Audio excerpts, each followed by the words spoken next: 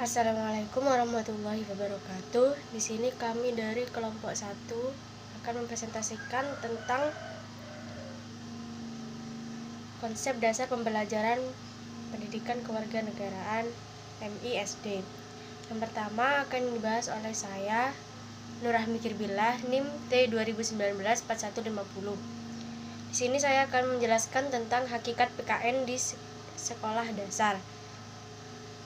Pendidikan kewarganegaraan merupakan salah satu mata pelajaran yang diberikan dalam pendidikan formal untuk membina sikap moral peserta didik agar memiliki karakter dan berkepribadian yang positif sesuai dengan nilai-nilai Pancasila.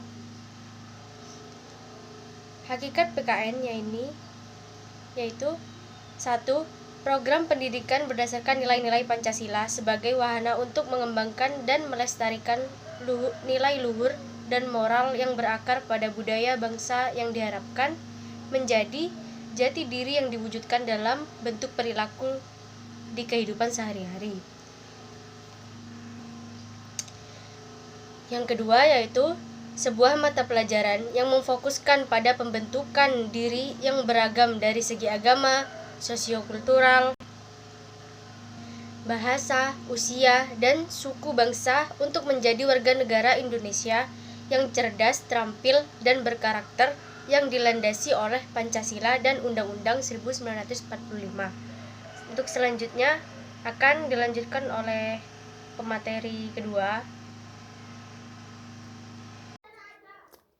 Assalamualaikum warahmatullahi wabarakatuh. Di sini saya Sumardiana akan menjelaskan tentang ruang lingkup pendidikan kewarganegaraan. Ruang lingkup mata pelajaran pendidikan kewarganegaraan meliputi aspek-aspek sebagai berikut. Yang pertama, persatuan dan kesatuan bangsa meliputi hidup rukun dalam perbedaan, cinta lingkungan, kebangsaan sebagai bangsa Indonesia, Sumpah Pemuda, keutuhan negara Persatuan Republik Indonesia, partisipasi dalam pembelaan negara, sikap positif terhadap negara Kesatuan Republik Indonesia, dan keterbukaan dan jaminan keadilan. Yang kedua, norma, hukum, dan peraturan meliputi tertib dalam kehidupan keluarga, tertib di sekolah, norma yang berlaku di masyarakat, peraturan-peraturan daerah, norma-norma dalam kehidupan berbangsa dan bernegara, sistem hukum dan peradilan sosial, hukum dan peradilan nasional, hukum dan peradilan internasional.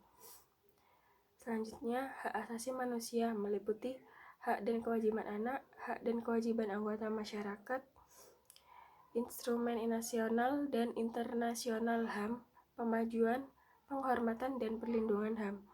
Dan yang keempat, kebutuhan warga negara meliputi hidup gotong royong, harga diri sebagai warga masyarakat, kebebasan berorganisasi, kemerdekaan mengeluarkan pendapat, menghargai keputusan bersama, prestasi diri, persamaan kedudukan warga negara.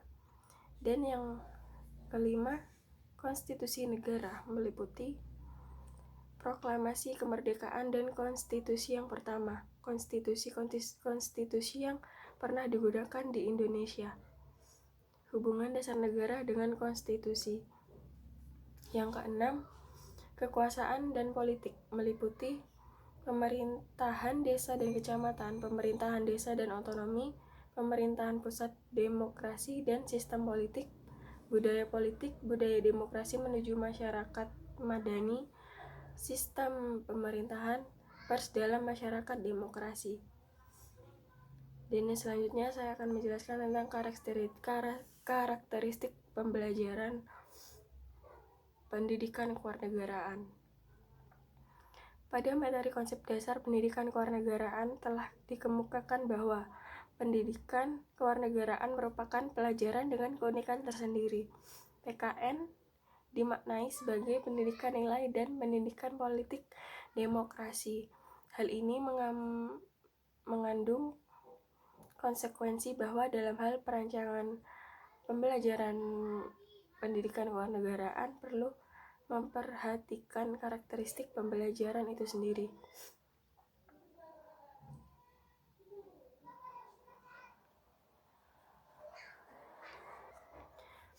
Dalam Standar Isi 2006 dijelaskan bahwa pendidikan kewarganegaraan, persekolahan atau mata pelajaran pendidikan kewarganegaraan adalah mata pelajaran yang memfokuskan pada pembentukan warganegara yang memahami, yang mampu melaksanakan hak-hak dan kewajiban untuk menjadi warga negara Indonesia yang cerdas, terampil, berkarakter, yang diamatkan oleh Pancasila UUD 1945. Pendidikan kewarganegaraan dalam kurikulum perguruan tinggi juga tidak lepas dari nilai-nilai bangsa yang dijadikan arah pengembangan pendidikan kewarganegaraan sebagai mata kuliah. Kompetensi dasar mata kuliah pendidikan kewarganegaraan di PT adalah menjadi ilmuwan dan profesional yang memiliki rasa kebangsaan dan cinta tanah air, demokrasi, berkeadaban, menjadi warga negara yang memiliki daya saing, berdisiplin, dan berpartisipasi aktif dalam membangun kehidupan yang damai berdasarkan sistem nilai Pancasila. Mungkin sekian dari saya, kurang lebihnya mohon maaf. Wassalamualaikum warahmatullahi wabarakatuh. Assalamualaikum warahmatullahi wabarakatuh.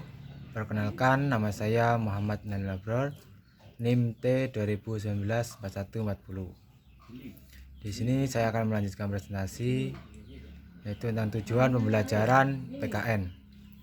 Tujuan pembelajaran PKN dalam Diknas 2006 itu adalah untuk memberikan kompetensi sebagai berikut. Yang A. Berpikir kritis, rasional, dan kreatif dalam menanggapi isu kewarganegaraan. B. Berpartisipasi secara cerdas dan tanggung jawab, serta bertindak secara sadar dalam kegiatan bermasyarakat.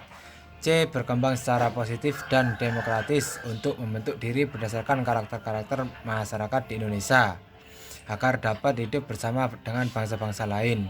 D. Berinteraksi dengan bangsa-bangsa lain. D. Berinteraksi dengan bangsa-bangsa lain dalam peraturan dunia secara langsung dengan memanfaatkan teknologi informasi dan komunikasi.